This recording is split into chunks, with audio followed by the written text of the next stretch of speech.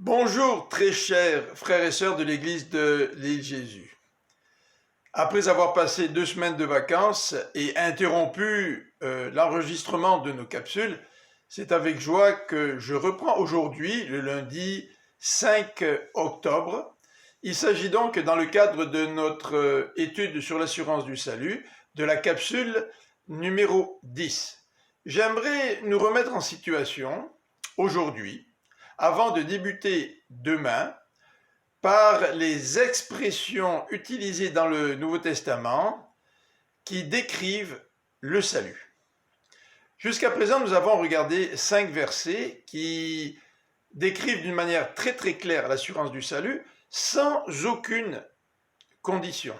L'expression « si » qui amènerait des conditions n'est absolument pas utilisée dans ces versets.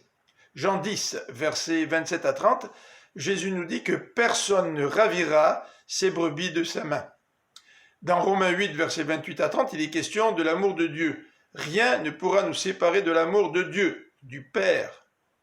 Dans Éphésiens, chapitre 1, versets 13 à 14, le texte nous parle de la présence du Saint-Esprit, la troisième personne de la Trinité. Nous sommes scellés du Saint-Esprit et cela représente un gage de l'héritage à venir.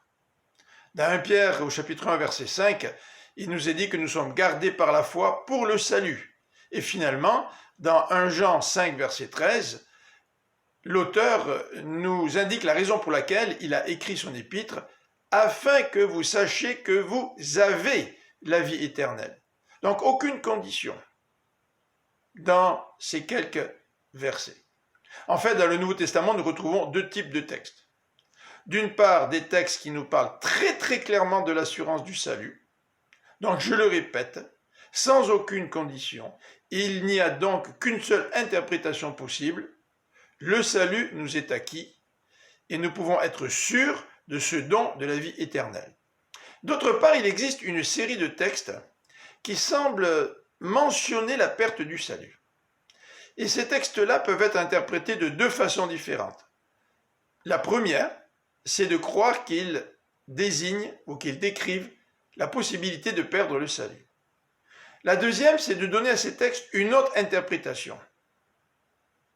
Une autre interprétation, mais sans porter préjudice au contexte, en respectant des règles d'interprétation. Alors, ce que je voudrais démontrer dans les semaines à venir, c'est que les textes qui semblent mentionner la perte du salut, en fait, peuvent très bien être interprétés d'une autre façon, et que la Bible ne se contredit pas. La Bible ne dit pas d'une part que nous pouvons perdre le salut, et d'autre part que nous avons l'assurance du salut.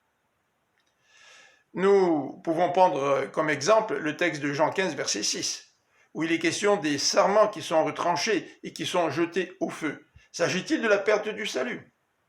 Ou y a-t-il une autre interprétation solide qui respecte le texte, qui respecte le contexte? C'est ce que nous regarderons ensemble. Mais demain, avant de regarder tous ces passages, ou en tout cas quelques-uns de ces passages, demain nous allons commencer par lire ensemble les différentes expressions qui décrivent ce qu'est le salut. Par la suite, nous regarderons aussi quelques doctrines qui appuient l'assurance du salut. Je vous donne donc rendez-vous demain pour continuer notre série. À bientôt, que Dieu vous bénisse.